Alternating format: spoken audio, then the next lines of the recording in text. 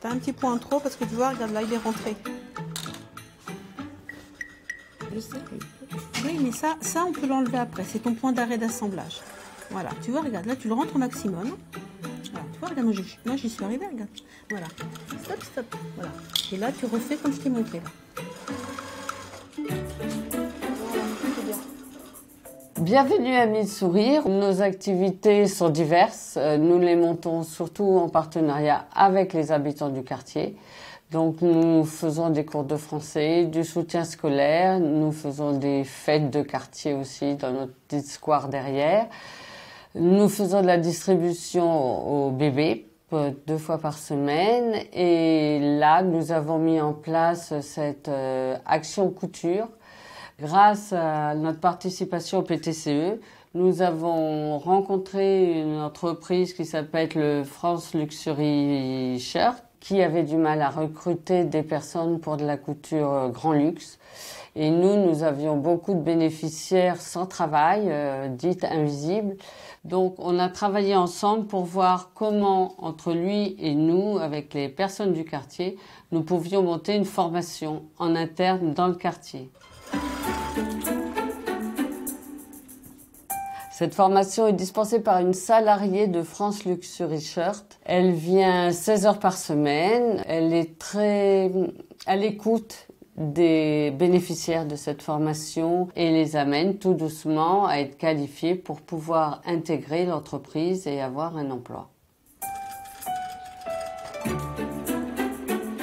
On apprend déjà la couture. La couture en tant que haut de gamme. Travailler pour le luxe, c'est pas la même chose que travailler à la maison sur les machines familiales.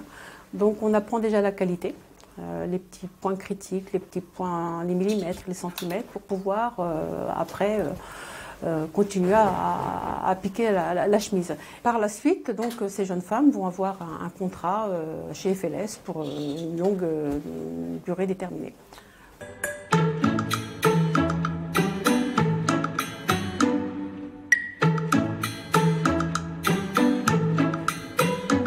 Faouzia, tu me donnes mal au cœur. Assieds-toi comme il faut. À la fin de la journée, tu vas être toute cassée. Voilà. Donc, droit face à ta machine. Si j'ai assez tout droit, là, il faut rester. Si. Une fois que j'ai... Non. La position, c'est tout droite.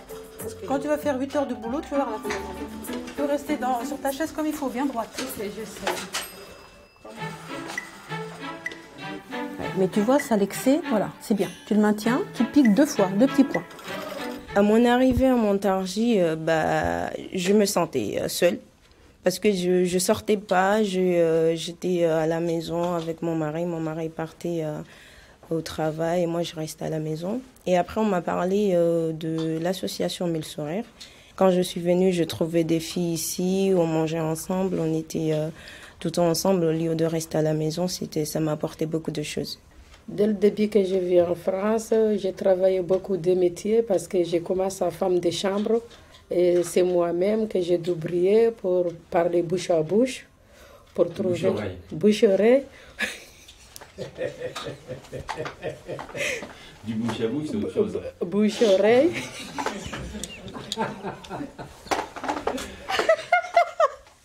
Elle est en train un peu dire des...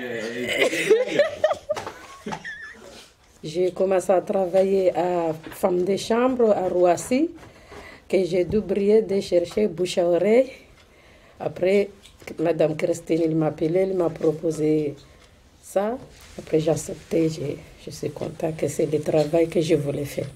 Quand Christine m'a parlé de la formation de FLS et tout ça, j'ai tout de suite accepté. C'est quelque chose je pensais pas que je pourrais travailler pour une entreprise comme ça. Je suis maman de 4 enfants et si j'ai trouvé cet emploi, ça me permet d'enlever mes enfants et payer mon loyer, tout ça. Je vais réaliser mon rêve parce que c'est le métier que je voulais faire depuis petit. Cette formation n'est pas une formation qualifiante, nous ne sommes pas un centre de formation, mais elle est reconnue par le futur employeur qui a élaboré cette formation et il a besoin de main-d'œuvre. Donc de toute façon, elles auront un emploi à l'issue de la formation.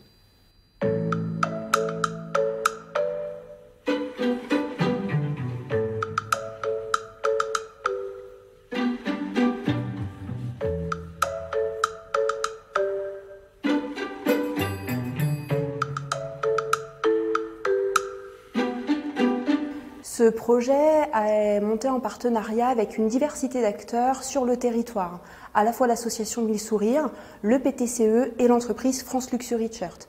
Pour nous, bailleurs social, c'est la première fois qu'on travaille avec cette diversité d'acteurs sur le territoire, sur la thématique de l'emploi, qui est une thématique prioritaire, notamment pour nos locataires résidant en quartier prioritaire.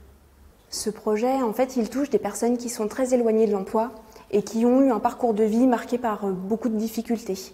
Et en fait, on s'est rendu compte, quand on a travaillé sur le projet, que les institutions aujourd'hui font rentrer les personnes dans des cases et que nos bénéficiaires ne peuvent pas rentrer dans ces cases, notamment parce que effectivement, elles ont tout un cursus de formation à suivre pour obtenir des diplômes. Et là, aujourd'hui, c'était pas ce qu'elles souhaitaient, obtenir un diplôme. Elles souhaitaient s'insérer, mais en ayant accès directement, effectivement, à un emploi. Et donc le projet, il nous permet ça, il nous permet en fait de nous adapter à leur rythme, à leurs besoins, à leurs attentes et d'avoir un accompagnement global, un accompagnement qui va effectivement permettre de solutionner leurs propres difficultés, mais aussi les difficultés qui sont liées à la garde de leurs enfants, à la question de la mobilité pour aller à l'entreprise. Donc en fait, le travail en coopération, il nous permet vraiment d'apporter des solutions par rapport à toutes ces difficultés.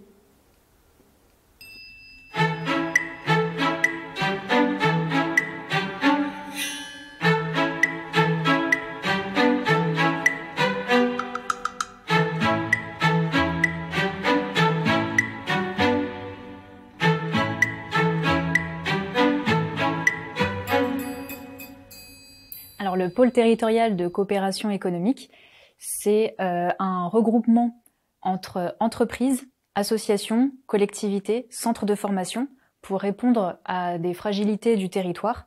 Et le cœur du métier, c'est l'ingénierie d'alliance, faire en sorte qu'une réponse soit apportée grâce à la coopération entre différents acteurs du territoire.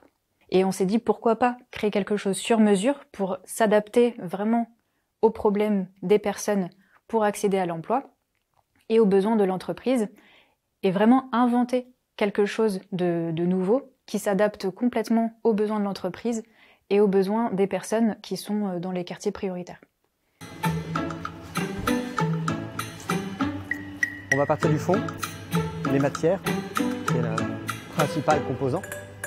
La coupe demande une grande autonomie dans la capacité de travail et notamment la capacité de parler et d'écrire le français assez bien. Donc ça peut être un facteur limitant d'insertion, ça peut être la langue.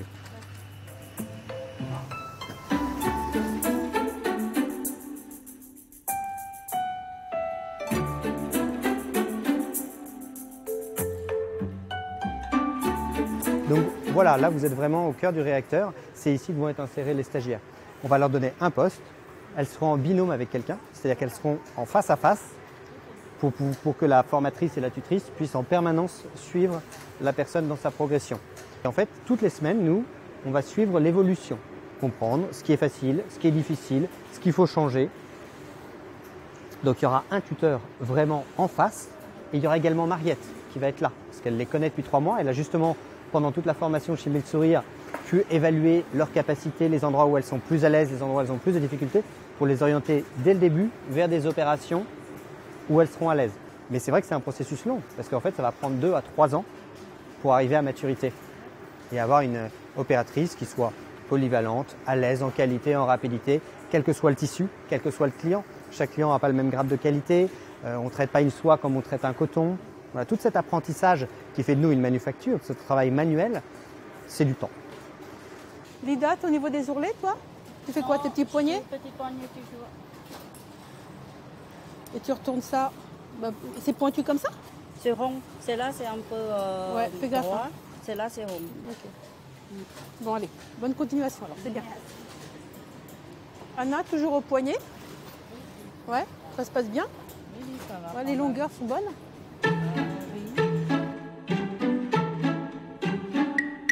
C'est ici, dans quelques semaines, que les jeunes femmes que j'ai formées, que vous avez vues en formation ce matin, vont nous rejoindre sur ces lignes-là, que je vais continuer à suivre pendant plusieurs mois, plusieurs semaines, pour venir à bout de la formation. Les accompagner pendant les quelques mois en formation à 1000 sourires et leur donner un avenir sûr, c'est plus que leur mettre des cartes en main pour leur avenir, pour leurs enfants, pour leur vie, quoi. C'est très joyeux pour moi et pour elles.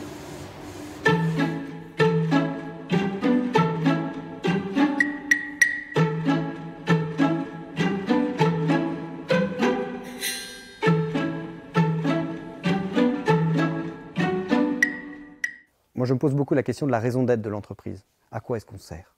Oui, à faire vivre des gens à travers des salaires. Mais est-ce qu'on n'a pas un rôle social plus profond? Et effectivement, aller chercher des gens qui aujourd'hui sont coupés du monde de l'emploi parce que c'est trop compliqué, faire la démarche d'aller leur dire bah, viens, on va t'insérer, on t'aide et on y va. Moi, je trouve ça humainement très satisfaisant. Et effectivement, les équipes aujourd'hui commencent à voir tout l'intérêt. Ils se disent bah oui, ça donne du sens au travail.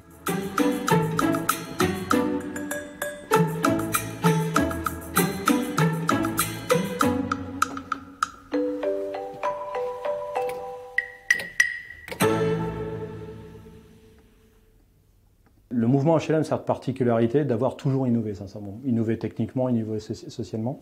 Et je pense qu'on va bien sûr continuer dans l'avenir. C'est une des particularités, je trouve, de ce secteur d'activité. Parce qu'on est aussi au contact de la société, on est au contact des habitants. Et c'est pour ça qu'on dit toujours qu'on est le reflet de la société, finalement. Et donc les bailleurs doivent s'adapter. Et je dirais doivent encore plus s'adapter dans un modèle en ce moment où ça se contraint très fortement sur le plan économique. On pourrait dire, tiens, je vais lâcher un peu la cohésion sociale, pourquoi mettre 300 000 € dans la cohésion sociale tous les ans, alors que mon compte de résultat, par l'effet de la RLS, par l'effet de l'inflation, par le coût de l'énergie, par les hausses de paie, de taux par exemple, des prêts, mon modèle économique est en train de se contracter. Ben justement, c'est là où il faut continuer à faire des efforts, parce que derrière, c'est pas uniquement de la finance, c'est des habitants et c'est de l'humain.